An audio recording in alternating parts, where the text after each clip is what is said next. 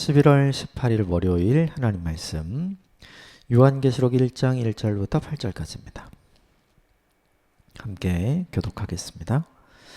예수 그리스도의 계시라. 이는 하나님이 그에게 주사 반드시 속히 일어날 일들을 그 종들에게 보이시려고 그의 천사를 그 종 요한에게 보내어 알게 하신 것이라. 요한은 하나님의 말씀과 예수 그리스도의 증거 곧 자기가 본 것을 다 증언하였느니라. 이 예언의 말씀을 읽는 자와 듣는 자 가운데 그 기록한 것을 지키는 자는 복이 있나니 때가 가까움이라. 요한은 아시아에 있는 7교회에 편지하노니 이제도 계셨고 전에도 계셨고 장차 오실 이와 그의 보좌 앞에 있는 7영과 또 충성된 증인으로 죽은 자들 가운데서 먼저 나시고 땅의 임금들의 머리가 되신 예수 그리스도로 말미암아 은혜와 평강이 너희에게 있기를 원하노라. 우리를 사랑하사 그의 피로 우리 죄에서 우리를 해방하시고 그의 아버지 하나님을 위하여 우리를 나라와 제사장으로 삼으신 그에게 영광과 능력이 세세토록 있기를 원하노라. 아멘. 볼지어다 그가 구름을 타고 오시리라. 각 사람의 눈이 그를 보겠고 그를 찌른 자들도 볼 것이요 땅에 있는 모든 족속이 그로 말미암아 애곡하리니 그러하리라. 아멘. 주 하나님이 이르시되 나는 알파와 오메가라. 이제도 있고 전에도 있었고 장차 올 자요 전능한 자라 하시더라. 아멘. 이것은 하나님의 말씀입니다. 오늘부터는 이제 시편 말씀 지난주까지 묵상을 마치고 오늘부터는 이제 요한계시록 저희가 함께 묵상을 하게 됩니다. 요한계시록도 마찬가지로 이제 요한계시록의 배경을 좀 알면 시편처럼 어떤 상황에서 왜 이 말씀을 기록하게 되었는지, 누구에게 기록하게 되었는지를 알게 되면 본문의 말씀을 조금 더 쉽게 당시의 상황에 맞춰서 이 본문을 주신 의도에 맞게 이해할 수 있게 되죠. 그래서 우리도 이 방식으로 묵상을 하는 것이 굉장히 중요한데 계시록의 배경은 1세기 말이죠. 1세기 말에 1세기에 있었던 기독교 박해 역사들이 있죠. 뭐 네로의 박해도 있지만 그것보다 더 강력하고 더 오랜 시간 동안 집요하게 박해를 했던 사람이 오늘 본문 요한계시록의 배경이 된 도미티안 황제의 시대입니다. 이 도미티안 황제의 박해 속에서 사람들이 의심하고 질문하기 시작했어요. 뭐냐면 주님은 언제 오시는가? 주님은 왜 우리를 돕지 않으시는가? 우리가 가지고 있는 신앙을 계속 지켜가는 것이 의미 있는 것인가? 이 질문을 계속하게 돼요. 왜냐하면 1세기 성도들은 이제 주님께서 내가 하나님 나라로 가는 것처럼 다시 올 것을 볼 자도 있느니라 주님께서 말씀하셨거든요. 그러니까 사람들은 어떤 생각을 하고 있었냐면 주님이 곧 다시 오실 것이다. 그래서 1세기 초대교회 성도들은 예배가 끝날 때마다 함께 공동으로 하나님 앞에 고백했던 고백이 있었죠. 마라나타, 아멘 주 예수여 어서 오시옵소서. 주님 빨리 오십시오. 빨리 다시 오십시오.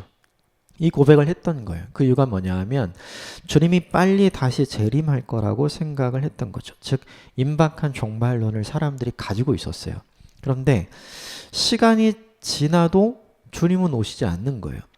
그리고 시간이 지날수록 예수를 믿는다는 것 때문에 박해받고 고난받고 핍박받는 제도적 상황들이 이전보다 훨씬 더 강력해진 거죠. 처음에는 예수를 믿는다는 것 때문에 유대인들에게만 박해를 받았어요. 그런데 로마 황제를 신으로 섬기는 황제 숭배 사상이 펼쳐지기 시작하면서 그때로부터는 황제를 주라고 고백을 해야 되는데 예수 믿는 사람들은 예수님을 주라고 고백하잖아요. 황제를 주라고 고백하지 않으니까 오히려 유대인의 박해보다는 로마 사람들의 박해가 훨씬 더 강력해지고 조직적이고 계획적으로 이루어졌거든요. 그 상황을 살아가는 성도들의 입장에서는 예수를 믿고 이 신앙을 지켜가는 것이 정말 나에게 의미 있고 좋은 일인가? 라는 질문을 계속하게 되는 거예요. 왜 주님은 우리를 돕지 않으시는가? 왜 주님은 다시 오시지 않는가? 이 신앙은 의미가 있는가? 이런 질문을 하는 사람들이 신앙이 흔들리기 시작했어요. 그리고 신앙을 포기하는 사람들이 나오기 시작한 거죠. 그때 하나님께서 오늘 본문에 등장하는 사도 요한에게 결국 그들이 맞이하게 되고 그들이 소망하게 되고 또 그들이 누리게 될 하나님 나라에 대한 그 소망과 꿈을 보여주시죠. 그리고 그걸 기록하게 하시고 그걸 사람들에게 전하게 하시죠. 그러면서 지금 현재가 아니라 장차 올 미래를 봐야 돼. 지금 현재를 보면 절망이지만 앞으로 오게 될 예수님과 하나님의 나라를 보면 소망하게 돼. 지금 포기하면 안 돼. 이 믿음을 계속해서 잘 지켜가야 돼. 그들이 흔들리는 믿음을 견고하게 할 목적으로 이 요한계시록을 사도 요한에게 보여주시고 기록하게 하시고 그것을 소아시아 지역의 7교회에 보내서 회람서신으로 읽게 했던 것이 오늘부터 우리가 묵상하게 될 요한계시록인 거죠. 그래서 요한계시록의 핵심 주제는 뭐냐 하면 현실을 바라보지 말고 지금 현재의 현실을 바라보지 말고 이제 곧 우리에게 올 하나님의 나라를 바라보자. 현실을 바라보면 절망이어서 믿음을 포기하는 게 굉장히 합리적이고 상식적이지만 장차 올 하나님의 나라를 보면 그럼에도 불구하고 믿음을 지키고 예수를 주라고 고백하는 믿음을 지키는 것이 우리에게 훨씬 더 유익한 일이며 좋은 일이다. 그러므로 포기하지 말아라. 이 메시지가 가장 선명하고 분명하게 전달될 수 있는 거죠. 이것이 요한계시록 전체의 흐름이고 전체의 주제라고 볼 수 있어요. 흔히들 요한계시록을 미래에 있을 어떤 일들에 대한 예언 정도로 생각하는데 그런 부분이 있기는 합니다. 그런데 그 부분보다 실제적으로 요한계시록이 강조하는 이유, 왜 그것을 알려주냐 하면 그것 너머에 있을 하나님의 나라, 그것을 기대하고 그것을 고대해야 돼. 이것을 말해주고 알려주기 위해서 등장하는 거기 때문에 이 미래에 대한 재앙 이야기 뭐 이런 건 우리에게 굉장히 두려움을 주잖아요. 근데 두려움을 주기 위해서 요한계시록을 기록한 게 아니거든요. 사람들에게 너 나 부인하면 이런 어려움이 있어. 너 나 버리면 네 신앙을 내려놓으면 이런 어려움 가운데 있을 거야. 이렇게 막 겁줘서 신앙을 견고하게 하기 위해서 이 말씀 주신 게 아니거든요. 그게 아니라 역사의 마지막 날은 누군가에게는 그런 어려움이 있겠지만 즉 신앙을 내려놓은 사람들이겠죠. 그러나 그럼에도 불구하고 신앙을 지킨 사람에게는 저 요한복음 21장 22장에 등장하는 새하늘과 새 땅 나오죠. 그 놀라운 하나님의 나라가 너희에게 준비되어 있으니 그러므로 현재 믿음이 흔들리지 말고 믿음을 잘 지켜라. 이 이야기를 하고 싶은 거였어요. 이 배경 하에서 오늘 본문의 말씀 몇 가지를 좀 살펴보고요. 그리고 우리에게 좀 적용해 보도록 하겠습니다. 먼저 1절과 2절 같이 읽읍시다. 시작. 예수 그리스도의 계시라 이는 하나님이 그에게 주사 반드시 속히 일어날 일들을 그 종들에게 보이시려고 그의 천사를 그 종 요한에게 보내어 알게 하신 것이라. 요한은 하나님의 말씀과 예수 그리스도의 증거 곧 자기가 본 것을 다 증언하였느니라. 1절과 2절에서 중요한 건 그 종 요한에게 보내어 알게 하신 것, 그 다음에 2절에 요한은 자기가 본 것을 다 증언하였다. 이거죠. 생각을 해보면 모든 사람이 질문하잖아요. 왜 주님은 다시 안 오시지? 왜 주님은 우리를 도와주시지 않지? 이 믿음을 갖고 있고 지켜가는 것이 우리에게 의미 있고 우리에게 정말 좋은 일인가? 사람들이 다 이 질문하거든요. 그러면 하나님이 직접 모든 사람에게 요한이 본 것을 다 보여주시고 하나님이 요한에게 말씀하신 것처럼 다 말씀하시고 하나님이 요한에게 기록하게 하신 것처럼 요한에게 다른 모든 사람에게 다 기록하게 하면 그럼 너무 좋은 거 아니에요? 너도 그런 거 봤니? 나도 봤어. 당신도 그런 거 들었어요? 나도 그런 거 들었습니다. 당신도 그런 환상을 보았습니까? 나도 그런 걸 봤어요. 그러면 각각 다 다른 장소에서 각각 같은 것을 다 보게 되고 공유하게 되니까 이게 굉장히 훨씬 더 효과적인 방법이잖아요. 떨어지는 믿음, 흔들리는 믿음을 견고하게 하기 위한 가장 효과적인 방법이 이거잖아요. 하나님 그렇게 안 하시고 오직 한 사람 요한에게만 보여주십니다. 그리고 요한에게 보여주시고 기록하게 하셔서 보내셔서 읽고 알게 하시는 거죠. 왜 이런 방법을 쓸까? 이유는 딱 하나예요. 믿음이라는 방법을 사용하시는 거예요. 내가 직접 보고 내가 직접 들으면 거기는 믿음이라는 게 들어갈 필요가 없어요. 내가 본 건데요, 뭐. 네. 내가 확인한 건데요, 뭘 믿어요. 믿음은 보지 못한 것을 믿는 거예요. 믿음은 내 손 안에 있지 않는 것이 올 거라고 믿는 거거든요. 그러니까 본문 속에 하나님께서 사람들에게 직접 다 그렇게 했다면 사실 믿음이 필요 없는 거죠. 그런데 요한을 통해서 사람들이 듣게 하고 보게 하고 알려주면 사람들이 그들이 들었던 이 요한계시록의 말씀에 대해 반응하는 게 생기는 거예요. 믿을 것인가? 믿지 않을 것인가? 그러니까 하나님이 우리에게 바라고 원하시는 게 뭔지가 분명해져요. 예수님은 역사의 마지막 날 무엇을 보시겠다고 하셨냐면 믿음을 보시겠다 하셨거든요. 계시록이 역사의 마지막 날의 이야기이기도 하잖아요. 그렇죠? 그러니까 똑같이 하나님께서 믿음을 보시기 위해 믿음을 볼 수 있는 방법으로 사람들에게 역사의 마지막 날 일어날 일들에 대해 알려주시는 거예요. 그러므로 왜 하필 요한에게만, 요한이 특별해서가 아니에요. 요한이 특별하고 요한이 잘나서가 아니라 요한을 통해서 사람들에게 하나님이 보고자 했던 바가 믿음이기 때문에 이것은 지금도 여전히 바뀌지 않죠. 하나님이 지금도 우리에게 뭘 원하시냐면 바로 이 믿음을 원하시죠. 보이지 않는 것을 보는 믿음, 내 손에 없는 것을 반드시 주실 거라고 믿는 믿음. 그러므로 믿음은 항상 어떻게 되냐면 보고 가는 게 아니에요. 가서 보는 거예요. 보여주시면 지키겠습니다. 이게 아니에요. 지키면 보여주시는 거죠. 믿음이 흔들리는 사람에게 우리는 항상 그렇게 얘기해요. 하나님 좀 보여주세요. 확인시켜 주세요. 그럼 내가 믿을 수 있을 것 같아요.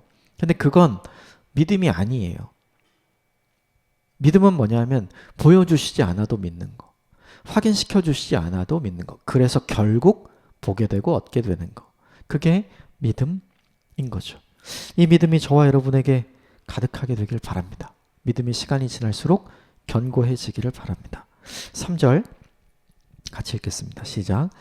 이 예언의 말씀을 읽는 자와 듣는 자, 그 가운데서 그 기록한 것을 지키는 자는 복이 있나니 때가 가까움이라. 읽는 자, 듣는 자, 지키는 자, 복이 있다.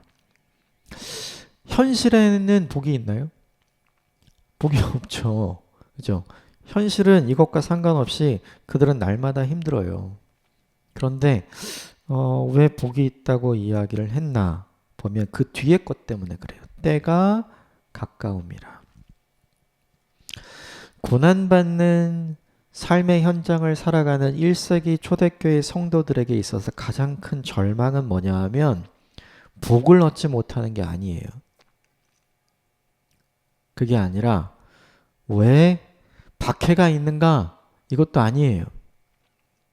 왜 주님이 늦게 오시는가? 기다릴 힘이 없는 거거든요. 그래서 힘든 거였어요. 그런데 알려주는 거죠.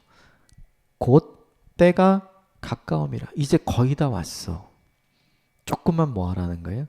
힘을 내라는 거죠.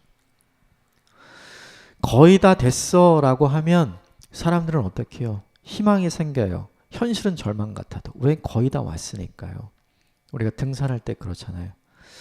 위에서 내려오시는 분들에게 아래에서 올라가는 분들이 물어보죠. 얼마 남았어요? 얼마 남았어요? 위에서 정상 찍고 내려오시는 분들이 뭐라 그래요? 거의 다 왔어요. 조금만 더 가면 돼요. 그 말 들으면 이제 더 이상 못 올라가겠다. 멈추고 싶다. 내려가고 싶다 하더라도 어떻게 해요? 거의 다 왔대. 얼마 안 남았대. 그 말 때문에 끝까지 가게 되잖아요. 그죠? 물론 올라가서 그 말이 진짜는 아니었구나. 정말 멀었구나. 이걸 알게 되지만 포기하지 않고 끝까지 정상을 밟게 되는 일들을 우리 등산하면서 경험하죠. 이 본문도 마찬가지예요. 고난받는 성도들에게 가장 큰 희망은 뭐냐면 이제 다 왔어 이거예요. 이 말씀. 딴 게 아니라 박해가 사라지고 핍박이 사라지고 고통이 사라지고 그게 아니에요. 다 온 거, 이제 거의 다 됐어 라는 걸 알면 이게 있어도 상관없이 견딜 수 있고 지킬 수 있고 하나님을 신뢰할 수 있고 믿음을 지킬 수 있는 사람들이었거든요. 그들을 힘들게 했던 건 뭐냐 하면 그때가 언제인가. 그런데 그걸 알려주는 거죠. 이제 곧 다 왔어요. 사람들은 항상 언제 주님이 다시 오시는가를 생각했죠. 그래서 흔들렸던 거죠. 오늘 본문에는 가장 크게 흔들렸던 사람이 등장하죠. 4절 같이 읽읍시다. 시작.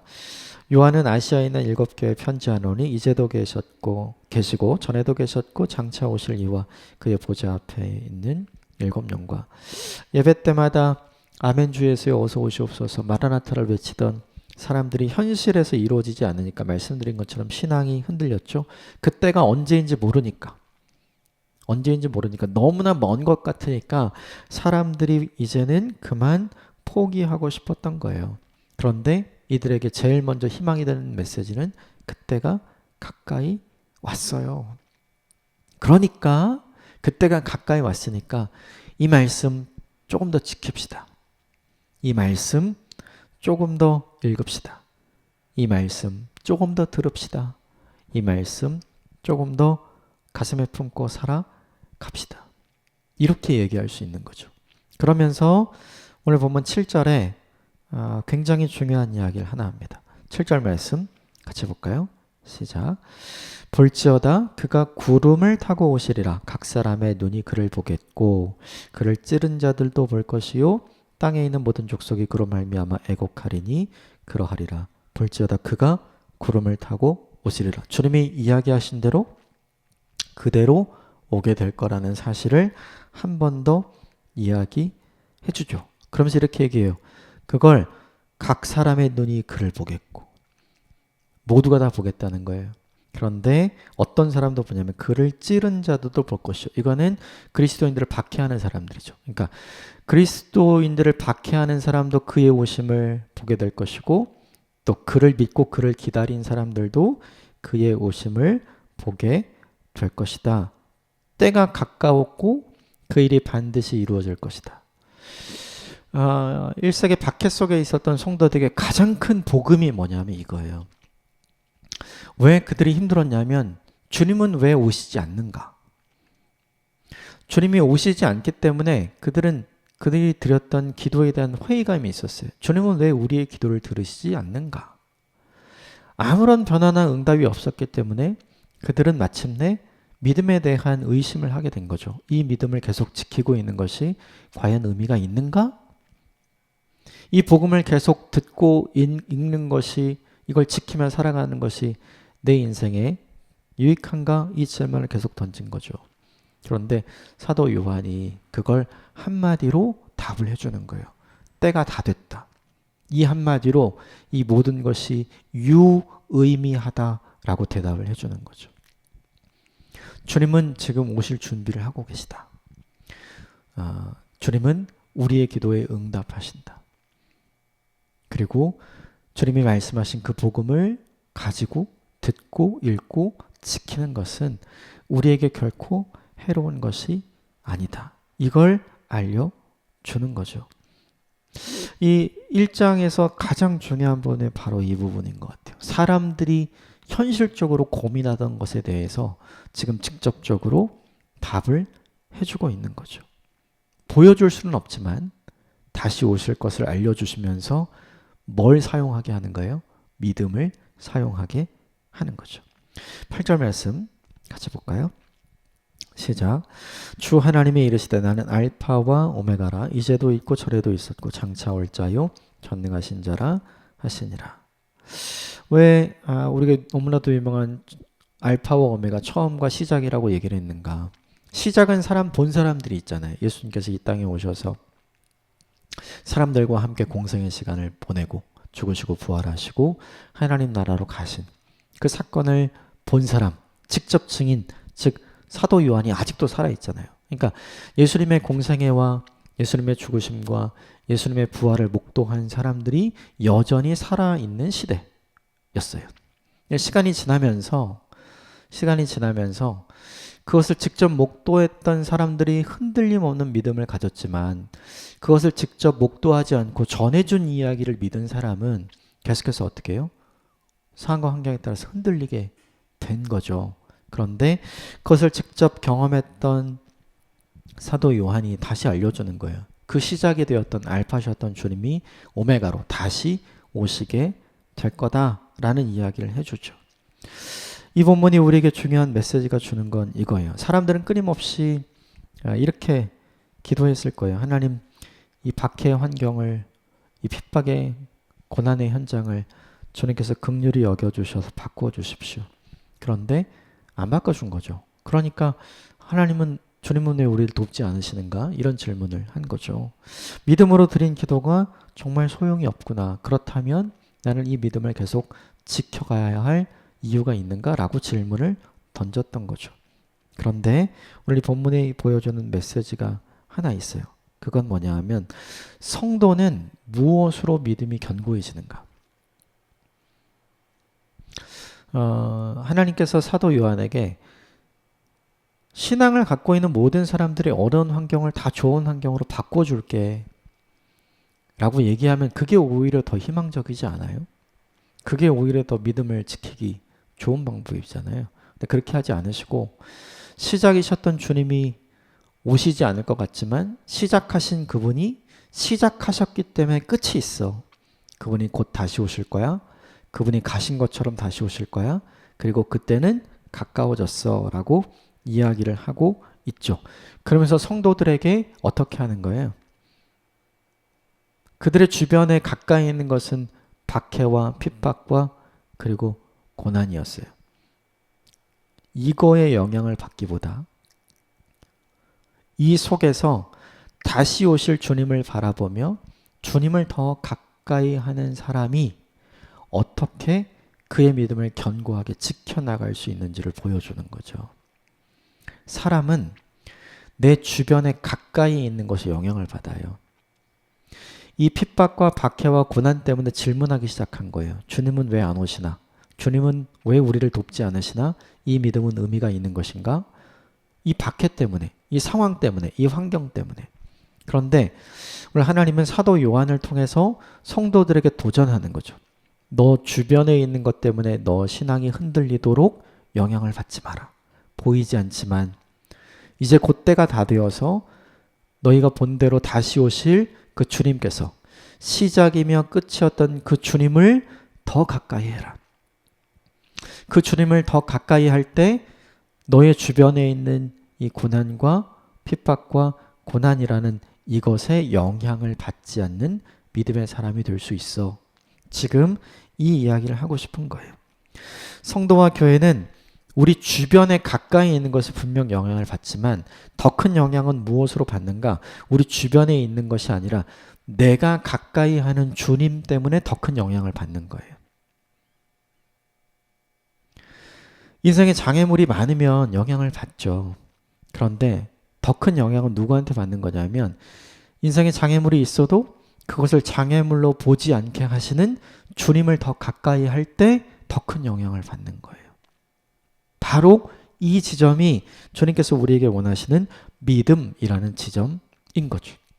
이걸 저와 여러분이 기억하는 인생을 사시게 되기를 주님의 이름으로 축복합니다. 왜 계속 주님 때가 가까이 왔고 주님이 다시 오실 것이고 시작이었고 마침표였던 그 주님이 이제 곧 오실 것이다 라고 이야기를 하는가? 그 주님을 멀리 하지 말고 그 주님을 가까이 해라. 그래야 지금 가까이에 있는 상황과 환경에 영향을 받지 않을 수가 있는 거죠. 정리하면 1세기 도미티안 시대 박해를 받고 있던 사람들의 상황과 환경은 점점 나빠졌어요. 상황과 환경이 점점 나빠지니까 사람들의 믿음의 상태도 점점 나빠졌어요. 상황이 나빠지면 상태가 나빠지는 사람이 되었던 거죠. 우린 이걸 어떻게 개선하려고 하냐면 상황을 좋아지게 만들므로 내 믿음의 상태도 좋게 만들어야 한다고 생각하는 거예요. 그런데 하나님의 방식은 달라요. 상황을 좋게 만드는 것이 아니라 나를 더 크고 더 강하고 더 견고하게 만드는 방식으로 이 상황을 뛰어넘고 이기고 극복하고 견디게 하시는 거죠.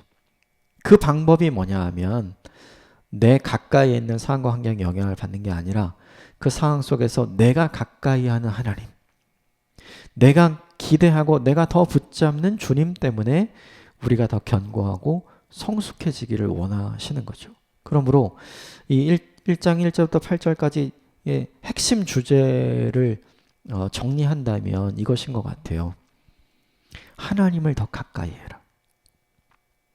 하나님을 더 가까이 해야 네가 주변에 있는 가까이 있는 것들에 영향을 받지 않는다.